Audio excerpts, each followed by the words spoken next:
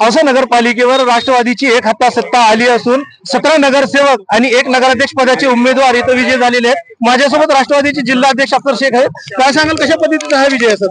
हा विजय खरं पाहता मी औसेकरांचा विजय आहे असं मानतो, कारण त्यांनी अत्यंत प्रतिष्ठेच्या अटीतटीच्या झालेल्या या लढतीमध्ये माझे नेते अजितदादा पवार साहेब यांनी मला जे 5 वर्षात गेल्या 10 वर्ष किंवा 2009 पासून जे सहकार्य लाभलेलं आहे, त्यांचं जे पाठबळ मला आहे, त्यांच्या कृपेतून आज ही नगरपालिका जी दादांची नगरपालिका म्हणून ओळखली जाते।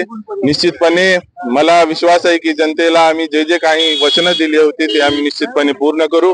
आणि मला या ठिकाणी सांगायचं आहे की आम्ही महायुतीमध्ये असताना एवढा नगरपालिकेला आग्रह करणे हे योग्य नाही। आमदार महोदयांनी कुठेतरी मोठं मन करायला हवं होतं, तरी परंतु आम्ही निश्चितपणे या माननीय दादा हे राज्याचे उपमुख्यमंत्री आहेत, अर्थमंत्री आहेत, त्यांच्या सहकार्यातून आम्ही जनतेला दिलेले वचन या ठिकाणी पूर्ण करू। निवडणुकीपूर्वी पूर्ण कॉन्फिडन्स होतं की तुम्ही निवडून येणार? किती लीड सांगितली होती अगोदर? मी 19+ सांगितलं होतं, तरी परंतु थोड्या मतांच्या फरकाने आमचे काही जागा गेलेल्या आहेत। ते राजकारणामध्ये असं होतच असतं। गणित कसं काढताय तुम्ही?